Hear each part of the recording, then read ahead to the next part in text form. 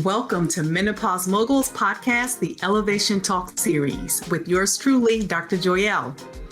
I am Dr. Joyelle, the Menopause Mogul, board certified OBGYN and business coach for Black women 40 and over. And my mission is to educate, embolden, and empower Black women and other women of color in their journey through health and careers.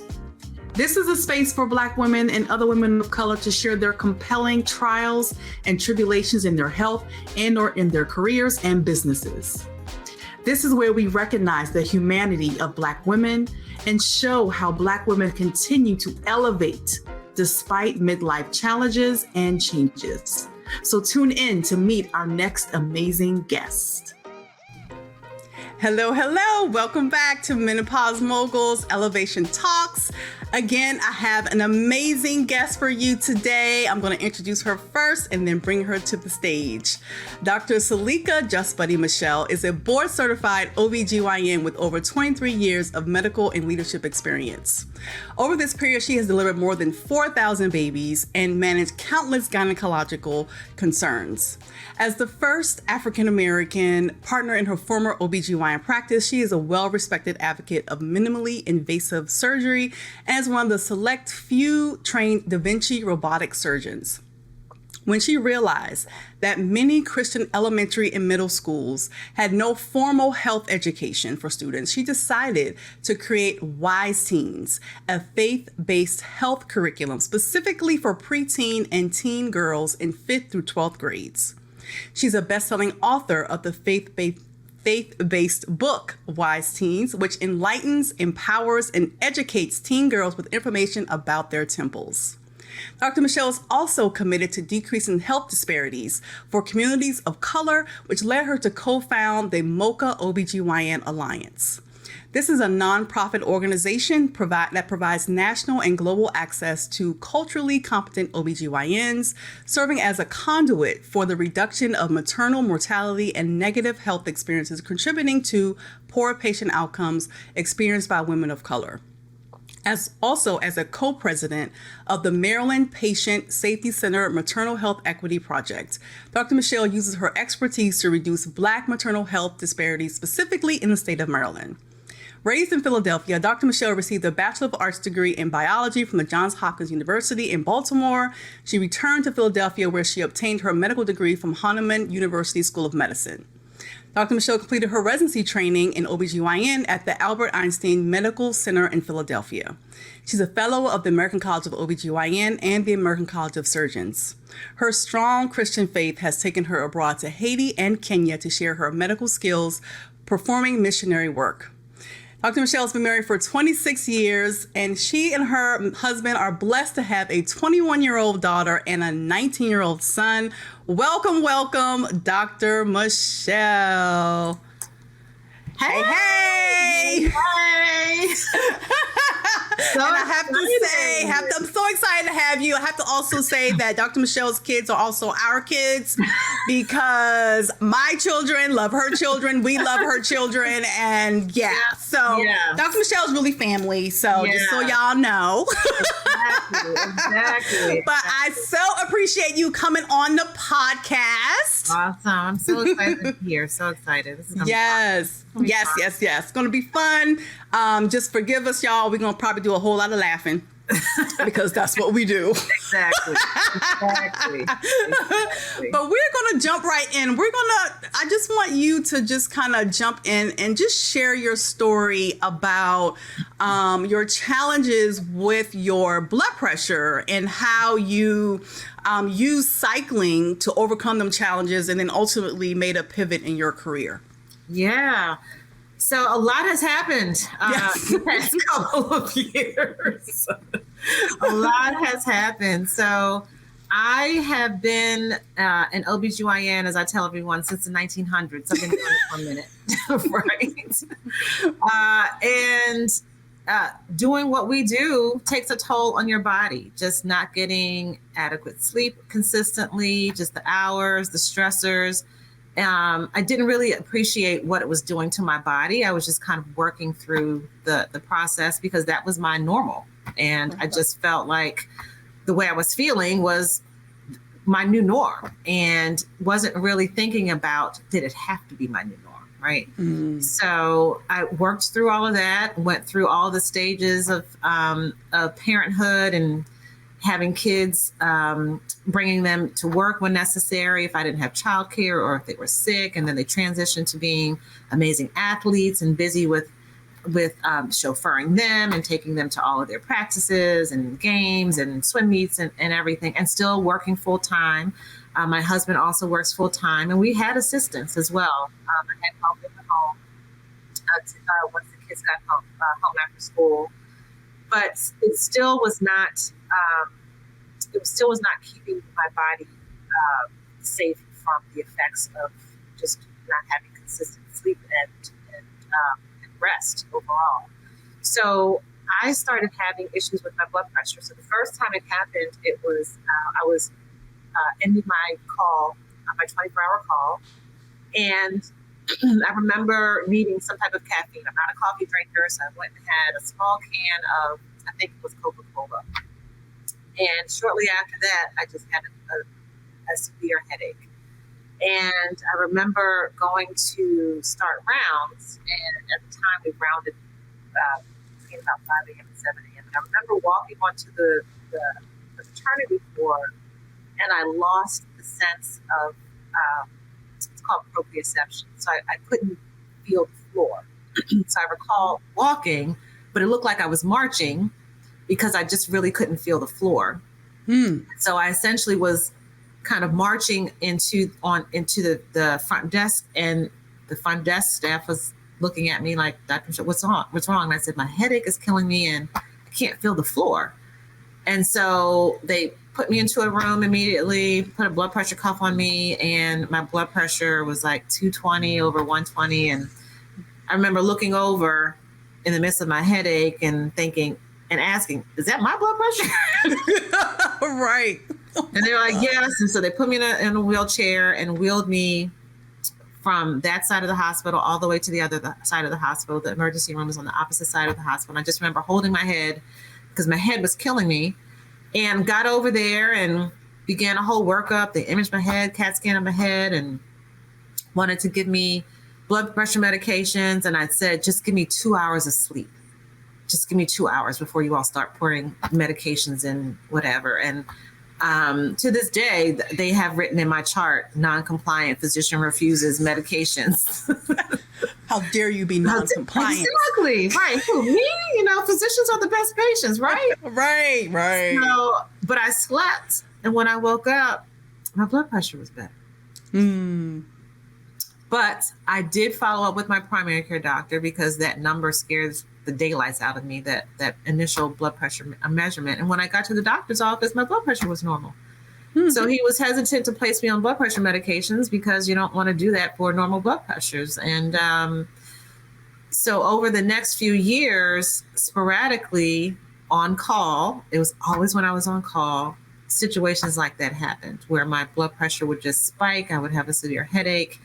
And so my family was like, my mother at the time when she was alive was like, just quit your job, do something else.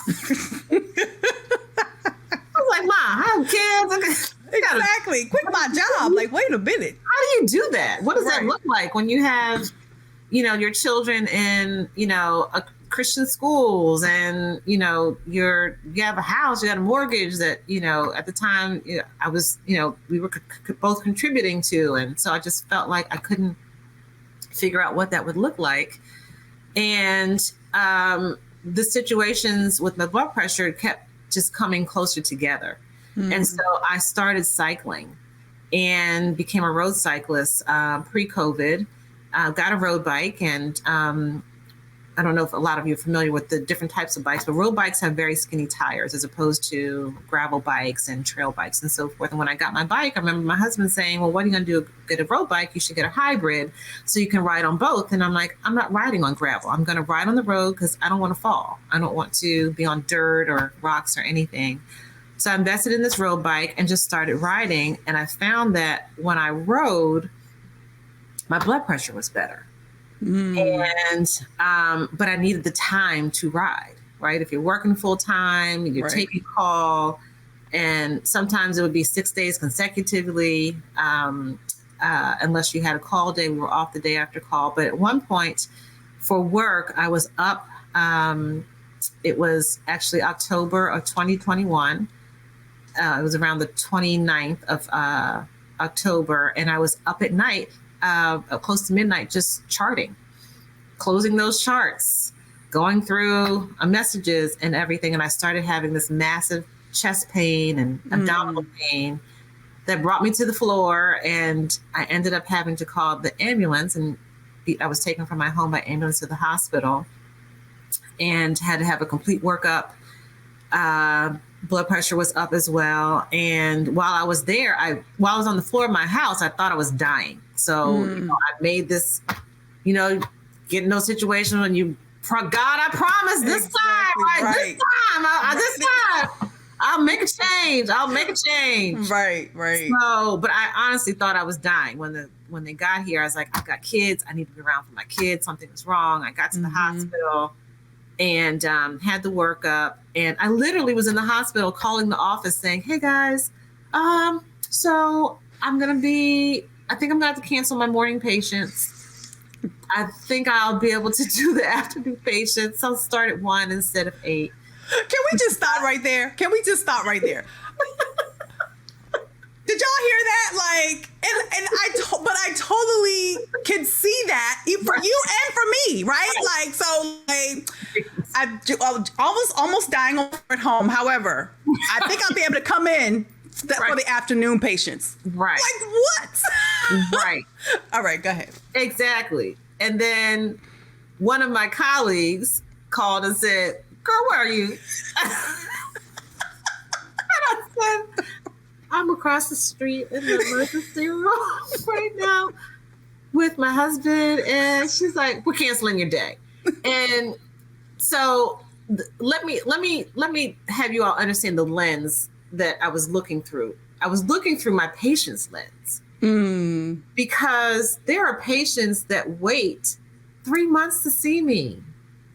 I mean, my schedule is packed, or was packed when I was in private practice. And so people, and even as a patient, we make arrangements. We tell our jobs, I'm going to be coming in late because I have a doctor's appointment, or we're making other arrangements based on the timing of appointments. So for me to cancel the appointment, I just felt like I didn't want to abandon my patients. And fortunately, I had someone that was like, you're not coming in. We'll find someone to see your patients. We won't cancel them. And my patients were seen that day. People stepped in, kind of piecemealed the day. Once they explained to the patients what was going on, they all understood. But in that moment, I just did not want to. Their lives mattered just as much as mine. Right. And I think that's important for patients to realize that physicians are people too. We have other things going on. But when I got home, I remembered my promise, and I wrote my letter of resignation. That was probably the hardest thing I've ever done after being in that practice, in that family, for about 17 years. My kids had grown up in the practice. When I started with it there, they were young. I think like 1 and 3 or 2 and 4. And now my kids are 19 and 21. When I left, they were in college, and that was a difficult choice. And I submitted my letter of resignation November 1st of that year. So I kept the promise. And I was on the phone with a friend of mine when I did it, and I hit send, and she said, well, how do you feel? I said, I feel like this weight just was released, and I couldn't explain it. And then over the next few months, all of a sudden, all these doors just started opening for opportunities that I never would have been able to entertain working full time.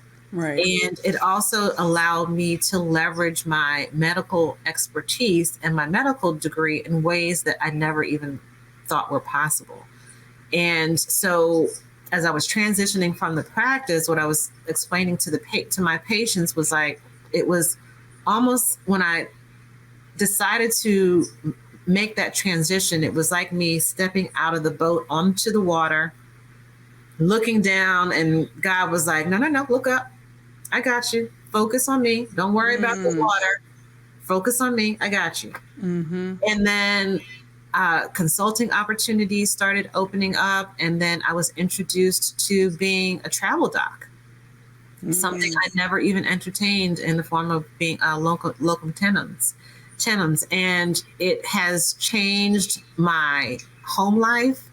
It is giving me the freedom to take care of me in the ways that I need to, and truly use cycling as my medicine, because now I actually have the time to do it and the time to invest in it. In conjunction still with Western medicine, I still do take blood pressure medication, but for me, I don't always have to take it as consistently, because if I use cycling as my medicine, my blood pressure is okay. But if I'm traveling or I'm not able to do it, or something happens and I'm not able to do what I need to do from a cycling perspective, I'm definitely consistent with my medicine, but I've been able to decrease it to half. My cardiologist is like, wants to take me off, and I'm kind of like, I don't know if I want to come off. It's kind of like a safety net just in case. So I have it around just in case. But I say all that to say, just being a parent, being a wife, and having a full-time career, sometimes your body will let you know what you're supposed to be doing. And eventually you really need to listen. And so where I am now, I feel like I probably should have been doing this years ago, but the fear of the unknown kept me from taking that jump. And because all I knew was the normal, usual physician trajectory after medical school. And because you've made that transition as well. So that go to medical school, and then when you graduate, you either start your own practice or you join a practice, and then you do that until you don't. So so for OBGYNs, a lot of times we'll do it and then drop the OB part, so that we're not delivering babies, so we're not taking calls. So we'll transition to just GYN only, unless something happens and there's some type of sentinel event for OB doctors where there's an outcome that really affects them. Sometimes they just drop OBGYN altogether and enter a whole different career, which I've definitely seen.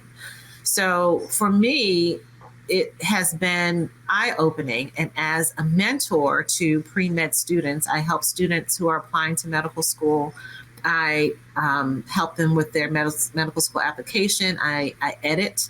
So I'm the editor for their personal statement, for all of their short answers for their initial application, for all their short answers for their secondaries. But we have those conversations about realistic expectations and career options upon completion. So one doesn't have to do the traditional trajectory with an MD. My roommate from college, who became a physician, did a residency, and then decided, this being on call stuff, I don't want to do that anymore.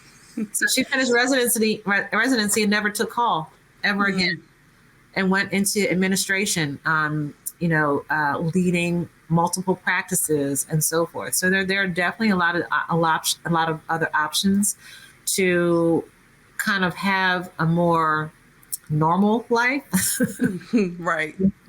With you being able to sleep in your own bed every night. But for me, being a travel doc now allows me to use my expertise and go into spaces that don't necessarily have access to someone who has been doing what I do for so many years in tertiary care spaces. And so when I go into these smaller hospitals, I can bring pearls, I can bring just stories, I can bring my expertise and teach them ways to keep their spaces safe with minimal resources. And when there's an outsider coming in with a different view, with different options, a lot of times that's received better and lands differently than someone still within the system trying to pitch a new idea. Mm-hmm. So if I come in and, say, hey, this is how other hospitals are doing things across the state, this may be an option for your staffing, or this may be an option because you don't have 24-hour in-house anesthesia. You need to do training like team steps and really educate your staff and bring those kinds of pearls in there. But now being able to invest in myself has been a game changer. It has been a game changer. And then for me, when I decided to transition, I was getting, well, what are you going to do next? And my answer was, I don't know. I don't know, but I can't continue doing this. Right. And that concept, when you're speaking with someone who's leaving something that is secure, and they're just like, I'm just going to make a change, and yes, and they don't have a plan. Right. That makes other people wake up. Yes. That is so true. It makes other people think, hey, well, if she's doing something and doesn't really have a defined plan, because physicians, we like to have order. We have to have like a set like schedule of like, exactly, do this and then do this and then do that and then do this and then you become this. Right. That's a life plan, you know. Right. I'm going to high school, I'm going to college, I'm going to go to medical school. If I'm not going to do that, I'm going to take a gap year, or I'm going to work or figure out how I'm going to get to medical school, do that. I'm going to do my residency. And then I'm going to time when I'm going to get married. I'm going to time when I'm going to have my children. I'm going to time all that. And then being in a situation where I just was like, I'm just going to let God do what he did. Do what he do. Exactly. And just, I think that visual and that comfort in not knowing and that being okay just really empowered other people around me. Yeah. To make some changes that they were thinking about doing and just weren't quite ready to make the jump. Right. Whether it was to jump out and maybe it's time to retire, or, jump out and maybe I want to work in another country for a while because now I have that flexibility to do that. Or maybe it's time for me to stop doing OB sooner rather than later because life is short. Right. Part. Exactly. So I didn't realize that what I was doing was actually empowering other people to really revisit where they were and take the jump. Yeah. So I love that. Yeah. So, and so when we're making changes, we need to remember that it's not always for us, but it may also be for someone else. Yes. Now you covered a whole lot, of great points. Yeah. And I like that, you talked about how, like you said, as physicians, we are like truly brainwashed to be like, okay, this is what you do. You go to medical school, you go to residency, you go either build a practice or join a practice, and you stay there until you retire. Right. That's it. Right. So you being able to actually truly be open to the idea of it doesn't have to be that way. Right. Like, and it can't be that way. Right. Exactly. Right. Like who said that it has to be that way? Right. So being open to the fact that whether it's medicine or any type of, career that you're in, being open to the fact that you can make it look different. Right.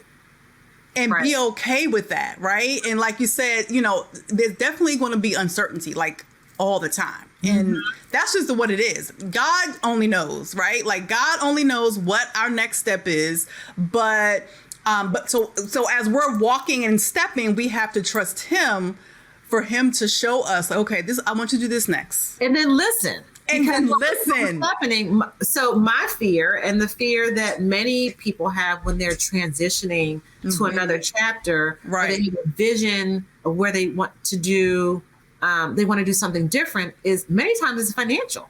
Yes. Because they're used to the comfort zone, and sometimes in transition, finances change, and they're not sure, how to navigate that. So even before I did this, I felt like I was being positioned, but it was, I'm not paying any attention to that. So for the first few times when I kept on having these blood pressure issues and I'm thinking, oh, I need to cut back. And then I actually did cut back. I started only doing a 4-day work week. And they, we had this discussion because as a partner in the practice, that's going to affect your bottom line. I said, okay, but I just want to be alive. So that's important. Right. So I'll take the me being here versus the, drastic change in the bottom line. Fortunately, I had a great partner, so the household can still keep running. But my goal, my concern was my kids going to college. We're still, doing the whole contribution to 529 and whatever. But I'm still thinking I still need to get 2 kids through college, right? Right. So we go through the application process. My daughter gets a full ride to college. You think that would be a sign? I still keep doing what I'm doing because my primary care doctor's like, so when are you going to quit your job? I still got one more child. I got one more child. I got one more kid to get out. One more. Go through that. My second child applies. He gets scholarships to college. You think I would quit then? Nope. It wasn't until I was brought down literally to my knees, making deals with God on my dining room floor, that I made the change. Yeah. So we really need to be cognizant about the clues and provisions that he is showing us and sharing with us and honoring that, before it's too late. Right. It's too late. So I could have in theory made my transition if I was obedient to what he was showing me years ago. Right. But I had a hard head.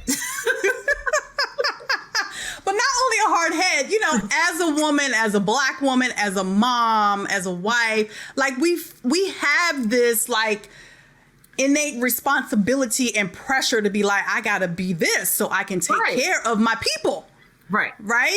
So we keep going. We push through. We keep going because ultimately we'll get there. We'll get through. Right. But in the background, your body's like, sis, what you doing? Like what? Exactly. I gave you that severe headache the other day because I wanted you to stop then. And then the next other time you had that severe headache again, like I wanted you to stop then too, but you just kept, okay, I need to do this now because you clearly are not listening to what I'm trying to tell you. You really are not. You really are not. And for households that have 2 working partners, and that's what you're used to. Sometimes it's just hard to sit back, and it was hard for me to sit back and submit. Yes. Because I felt like my value that I was bringing to the household was not solely, but primarily financially, and it wasn't. I have a partner who's like, I got us. Right. It's okay. Right. You've done your due. I got us. But I still was like, I haven't, when have I not worked? The only time I hadn't worked was when after I had my kids.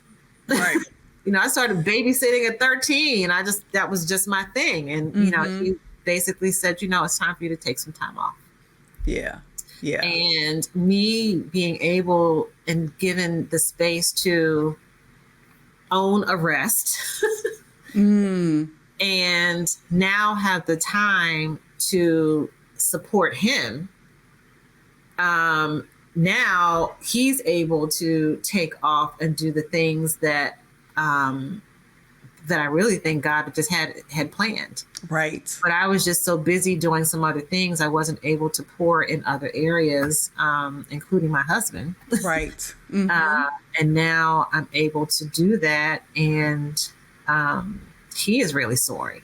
So making transitions in a household, and it doesn't matter what partner it is, just really kind of understand that it's an opportunity for you to not just pour into yourself, but pour into your partner as well. Right, exactly. And that's the thing, you actually, like you said, investing time in you and pouring into you through cycling and just really, truly being intentional about taking care of yourself will then allow you to pour into your husband and pour into your children on a different level that you wasn't able to do when you was working like, a crazy person like we do.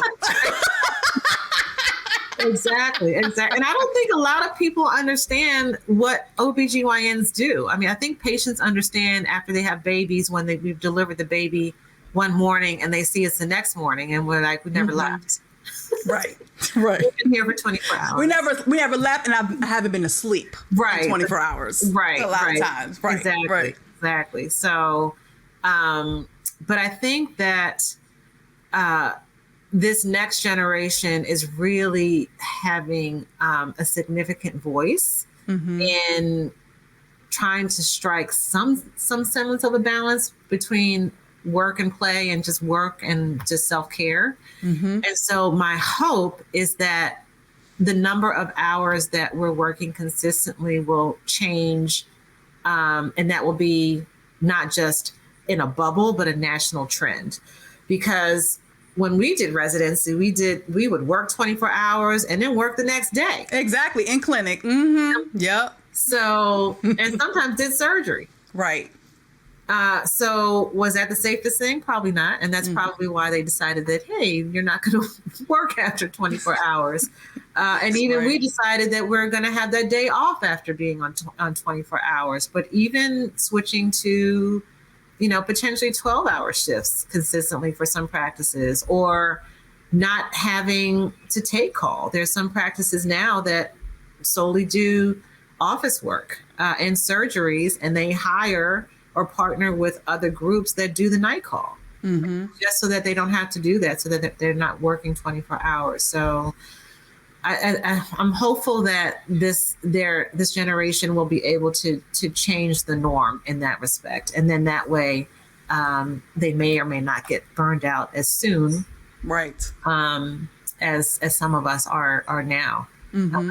There are very few people who are doing OBGYN until they're 65. 60, exactly. Right. Right. A lot of people are stopping or transitioning, in their 40s, 40s and 50s, or even some are just going into a whole different direction, even in their 30s. But, we're doing it sooner because we're just not able to, our bodies just aren't able to handle it. It's real talk. And that just doesn't go for us. It goes for a lot of different specialties. So for those of you who are thinking about making the change, just, jump. I felt like if that vision of doing something different is with you consistently, then there's a reason for that. Yes, there's a reason. Definitely. Right. Yeah. And if you're seeing, and if people are just randomly walking up to you and you're having conversations with people that are aligning with your vision, I feel like that's God just speaking through other people. Like, this is what you're supposed to be doing. This is what you're supposed to be doing. Right. Right. This is where your heart is. And I got you. Right. Yeah, that part. I got you. God got you. Right. And like you said, as women, we have this pressure of, doing all the things. But at the same time now trying to, you're being called to do something else where you're like, I don't know about that because I'm not really sure what that looks like. Right. But knowing, like you said, that God got you, right? And being able to, like you said, jump and knowing that he will he'll bring it all together. He will bring it all together. And it may not look like what you thought it might have looked like. Right. But he will blow your mind. Like, he always blows my mind. You're like, absolutely. I didn't know how that was going to happen, but okay. Right. Exactly. And it's sometimes even scarier when it's something that you want to do and you just don't see anybody else doing it. Yes. Right. So when you're stepping out, trying to do something different, or even if you're trying to combine things like I do. So I'm wearing multiple hats. I'm a travel doc. I'm a consultant. I'm still, doing some other educational things. I'm now going to be a guest professor at a university. So I'm awesome. Able now, and now I'm able to, but now I have the time to do that, and I have the bandwidth. Yes. And it's all aligning with things that I'm passionate about. Right. That's not to say I wasn't passionate about seeing my patients and taking care of them in the office, but in this day and age, how we practice is very different than it was in the early 2000s. And many times the work responsibilities spill over to home. Right.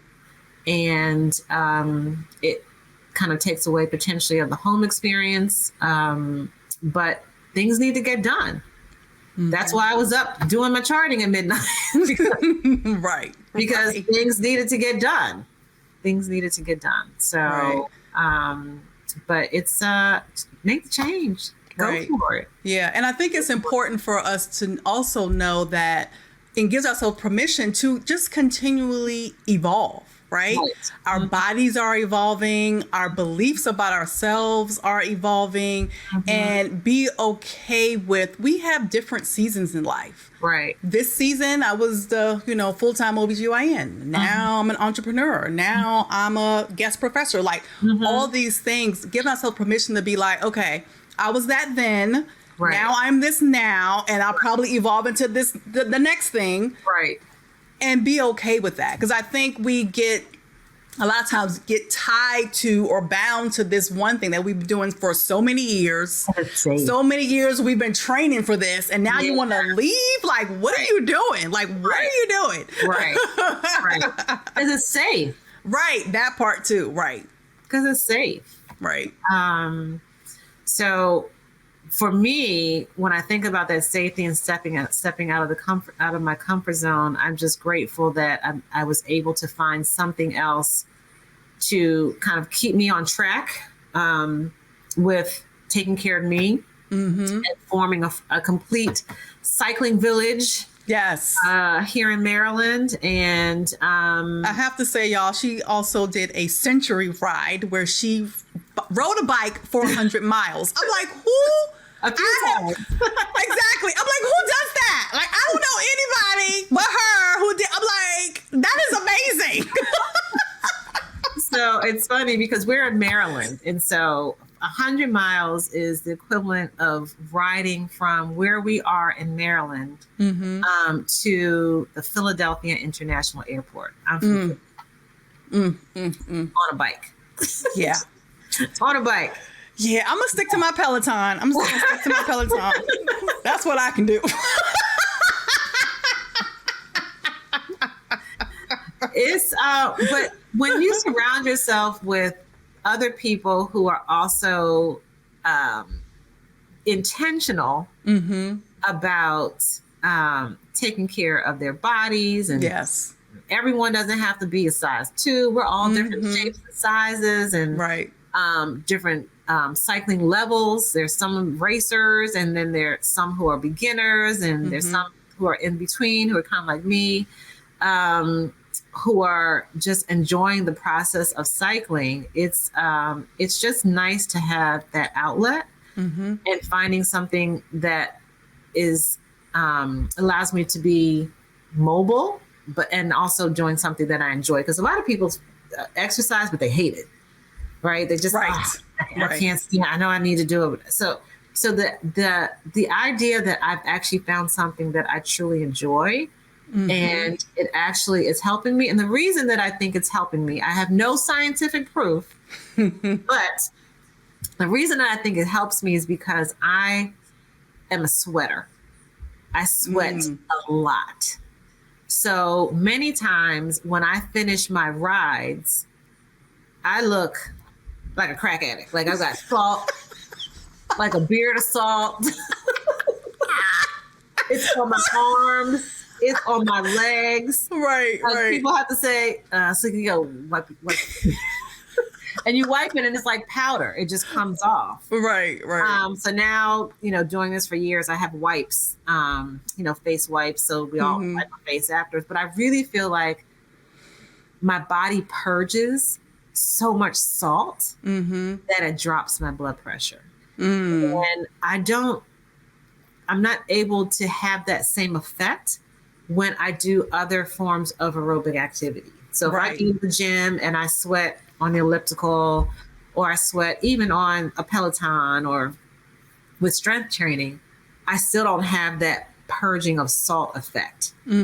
So I really feel like that is what drops my blood pressure a lot. Just the fact that my body's just trying to, get rid of certain electrolytes to keep me alive on my bike. Right. But in the process, it's actually helping me overall. So, but again, I have no scientific proof, but I've taken some pictures of me afterwards, and they're like, "What is that on your?" Right. What is that on your face? So if you haven't tried it, please try it. There are definitely different levels. There are a lot of people who are afraid to get on their bikes, or afraid that they're going to fall, or they're going to get into groups that are going to what we call drop them and leave them alone. But we have no drop rides. And every once in a while I get dropped, and I tell people there's grace in the drop. So I figure out what I need to improve on, or, every day doesn't necessarily have to be a great day on the bike. Some days I feel really, really good on the bike. And some days I'm like, ugh, this is my medicine. Yeah. This is my medicine. Right. Take my medicine. But hopefully you can find something that brings you joy. That's what makes you consistent when you figure out your why. Why you're doing it. Exactly. I've had people who started cycling who are not consistent with it, or some who have stopped altogether because of life, essentially. But their why isn't mine. Why do I cycle? I cycle to live. Right. Love that. Cycle to live. And I think that brings up a lot of, the good points of, like you said, doing something that you enjoy, know your why of why you're doing it, and have a community around you that, supports you. And, even those days when you don't feel like it, like, all right, I don't really feel like it, but so-and-so was waiting on me, so I gotta go exactly. Hold you accountable, right? Exactly. Your accountability partner. I have my cycling AP, I call her, who keeps me accountable. So yeah, that's awesome. Yeah, but let's talk a little bit before we're ending. Our conversation is ending. Unfortunately, we have so much, but before we end, I want to talk a little bit about the importance of managing our blood pressure, right? Especially in these midlife years. I want those who are watching, because high blood pressure is really like this sight. Like I can't look at you, but like, you got high blood pressure. You can't look at me. Right.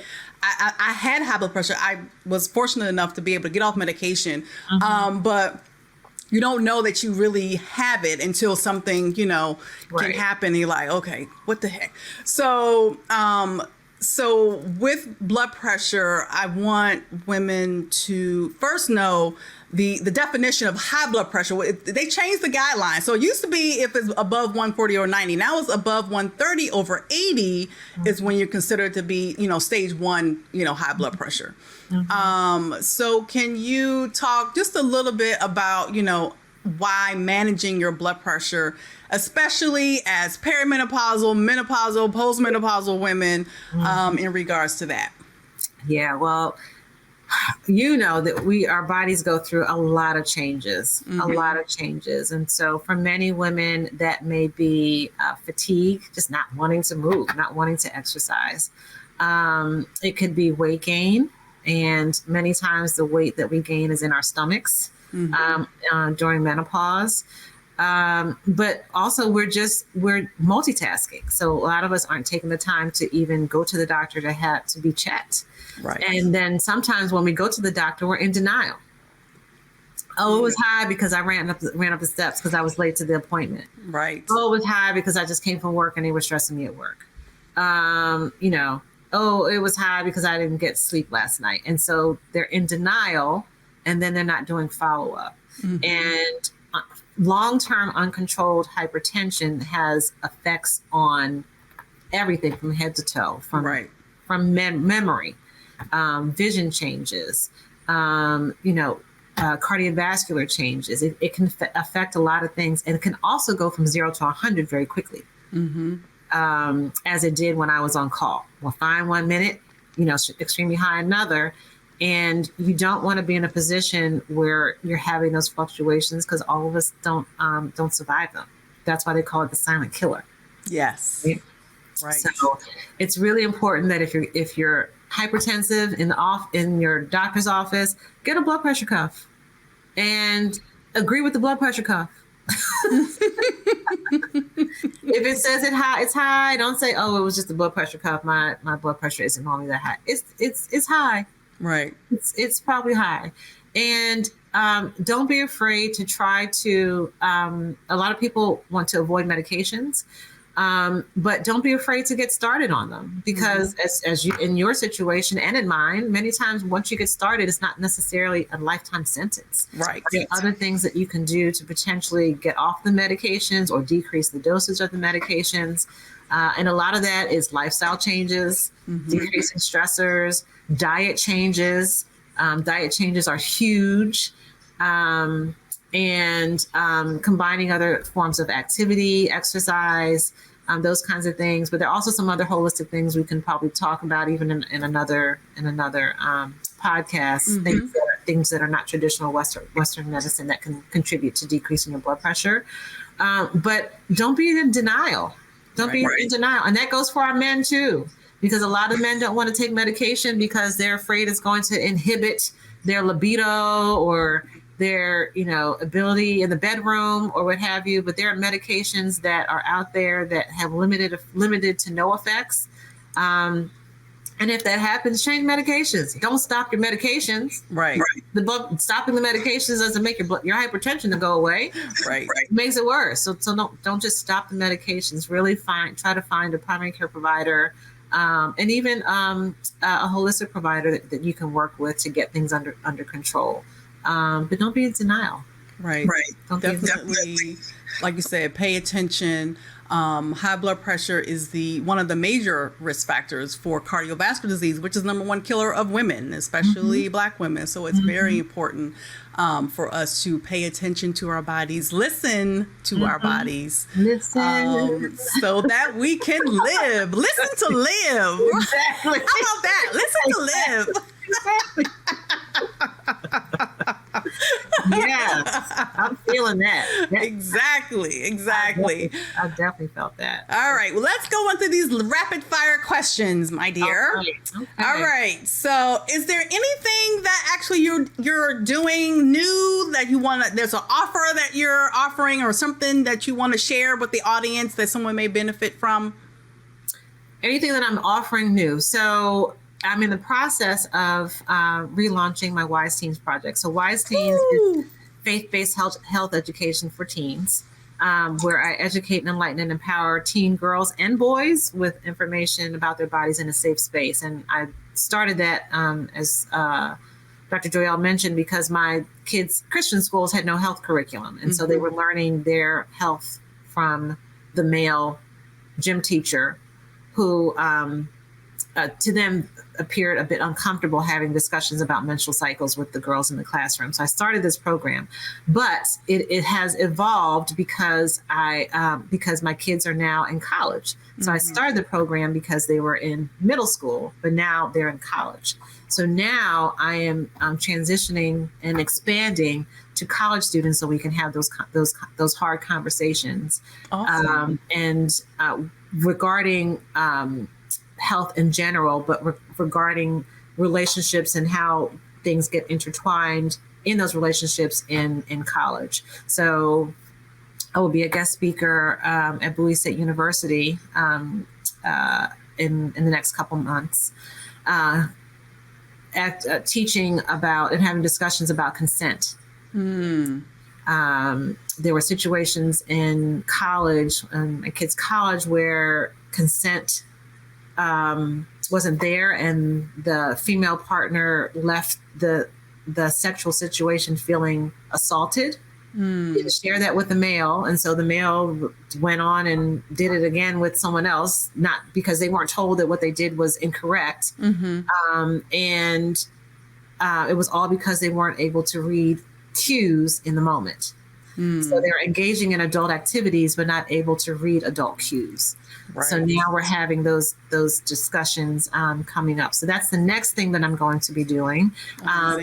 But if you have a teen girl who is getting ready to start their menstrual cycle, or you're having difficulty beginning the talk, essentially, my book can be found on Amazon. It's Wise Teens, WISETEENZ, faith-based health education for teen girls. Awesome. And we will have that information in the show notes. So yes, awesome. Get the book. I have it because y'all know I got 2 girls. So, oh, yeah. Exactly. All right. Next question. What brings you joy?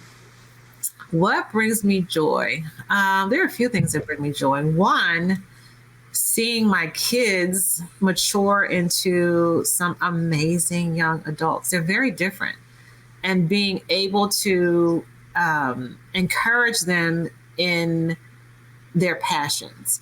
So when I grew up, and a lot of times, and even currently in different cultures, there are certain careers that are encouraged, be a doctor, lawyer, engineer, what have you. And so I am glad that I am in a position to encourage my son who is entering the arts and seeing that the arts are now honoring their participants, their musicians, their dancers, and they're honoring them in a monetary way. So now he's going to be able to monetize his passion. Awesome. As opposed to him going into something that is traditional just because that's traditional. And seeing my daughter also kind of explore the world. She's a global thinker. She's a traveler, and just seeing the seeds that I planted in both of them regarding being global thinkers and having them exposed to the world at a young age, and they're expanding on that interest. That brings me joy. And it also brings me joy that I'm still married after 26 years. There's that. Hallelujah. Hallelujah. Hallelujah. Because marriages work. Marriages work. Marriage is hard, man. Look, we can have a different episode about that, because that's real talk, like for real. Especially you in these midlife years, we going through our changes, and they going through that little change. Yeah, we'll have you back, and we'll have some conversation about that. But yeah, my husband still loves me even though he lives in Antarctica, because our household thermostat is on 67. So, there you go. There you go. Awesome. All right. What is one piece of advice that you would tell the woman who has a similar story to yours, who wants to aspire to become, whether it's an entrepreneur or just to pivot in her career? I would say listen to your cues. So if this vision is constantly at the forefront of your mind, and you're consistently seeing provisions that are being made for this vision, you're consistently seeing hints that are reminding you, hey, this is what you're supposed to be doing. You could be driving by and see a billboard, and I was like, oh yeah, that's what I want to do. Or having those conversations. Really pay attention to those conversations, and just know that everything does not have to be 100% in place for you to move forward. Awesome. So get out of your head. Get out of your head. I love that. Get out of your head. My coach says get in momentum. So just start moving forward. It doesn't have to be in perfection in a straight line, but just start moving, and then things will start to fall in place once you're being obedient with following that vision. Awesome. All right, last one. I am blank years old, and my superpower is... Ooh, I am 54 years young. And my superpower Well, I'll share it with the world. So I have the ability to communicate with people who have passed. I've never shared that with the world. Wow. I've never shared. So there are literally like 5 people around me that know that. Wow. And when I hear things, I'll call people. I'm like, your mama said. Really? And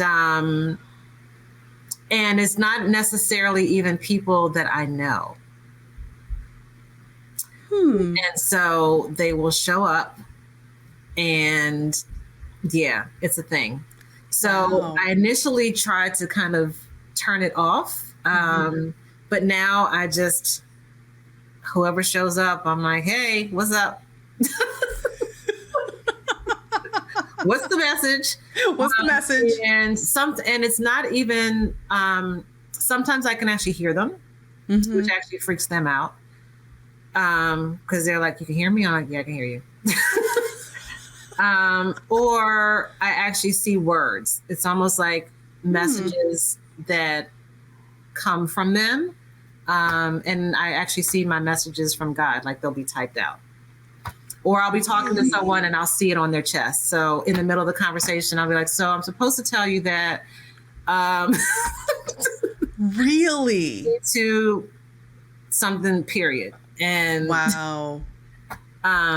So I now honor that gift. I initially thought I was crazy. But now I realize that it's actually a gift, and I just embrace it.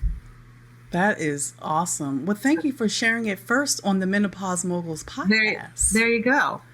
I feel honored and just thank you. Yeah. You never told me that, girl. No, I haven't. Yeah. So my kids, Ricardo, and like maybe like 4 to 5 people. Right. So now the world knows. Now the world knows. Okay. So everyone, so the ones that do know, like, do you see any lottery numbers?